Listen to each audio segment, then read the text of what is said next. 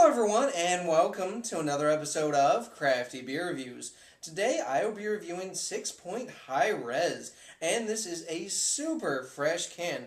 At time of recording this is only about 2.5 weeks old, so yeah, talk about fresh. Awesome stuff. Now, I did have this beer last year, although I did not review it on my channel, and I was like, you know what, I gotta review it this year. Not only that, but Sixpoint actually tweaked the recipe a little bit based off of feedback from, people who drank the beer last year. So they've actually lightened up the malt bill a little bit. They lowered the alcohol content a little bit overall. And yeah, I think that sounds good because last year, whoa, was that a boozy beer. It was tasty, but it was boozy. So I'm definitely excited to get into this one for you guys with a new recipe.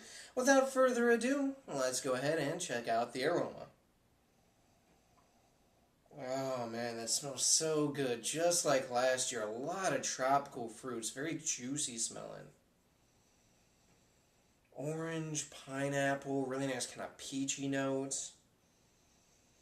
Definitely some grapefruit, a little bit of a slightly kind of resinous type of piney note in there too.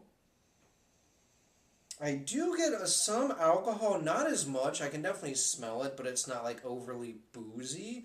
I can definitely smell a little bit of a sweeter malt backbone too, like a little bit of caramel. But yeah, mainly it's those big tropical, citrusy, hop notes. It's got that kind of big dank character too.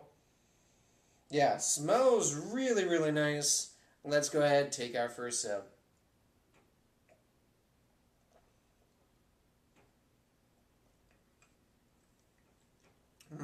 Yeah.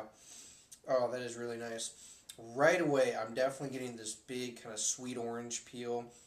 Definitely getting peach. There's kind of this nice apricot type of note in there too. And there's this grapefruit note, but it's a really kind of, interesting note because it's like a sugar-coated grapefruit. It's like when you actually have a fresh grapefruit and then, you put like a little bit of sprinkled sugar on it. That's what it tastes like. And it's all backed up by this really kind of sweeter malt backbone.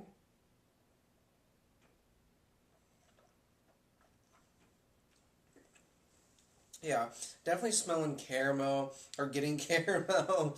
Definitely getting a little bit of a sweeter kind of bready note too. I am getting a little bit more alcohol than I did in the nose. Again, I could definitely smell it, but it wasn't over the top. I can definitely feel a decent warmth as it goes down. I mean, you can tell this is at least 10%. Honestly, it feels like it's maybe a little bit stronger as it goes down. And you can definitely taste the alcohol. That being said, it's definitely got a less of a boozy kind of, profile this year. It's definitely a little less hot, which is really nice, especially considering how fresh this can is. That's definitely a good thing, but mainly you're just getting those big tropical fruits, the citrus fruits, and then about mid-palate I get a lot of that resin, this kind of dank character. It's really nice. It's got a medium body. It's got a very coating type of mouthfeel. It finishes decently dry, but not over the top. And I'll tell you this, if you don't like your bitter beers, this is probably one to stay away from. This definitely lets you know that this is an Imperial IPA. I mean, it's got a decent level of bitterness. Again, I think for hopheads, it's not going to be over the top bitter. But if you're just getting into the hoppy beers, I don't think this is any kind of beer to start with. That being said, it's really nice. Again, I would say I would like it if they would lower the alcohol content just a little bit more, like maybe 9.5, 10%, because again, you're still smelling, tasting, and feeling the alcohol. Again, it is better this year, guys. I will say that, but it's still a little too alcohol forward for my personal taste. It's definitely got a little bit of that sweeter, bigger malt backbone, again, because of the alcohol content. They're using a lot of malt in this one. So I think if they were to lighten up the malt bill, lower that alcohol just a little bit more, man, this would be just about a perfect beer. As it stands right now, I'm going with a 9.2 out of 10.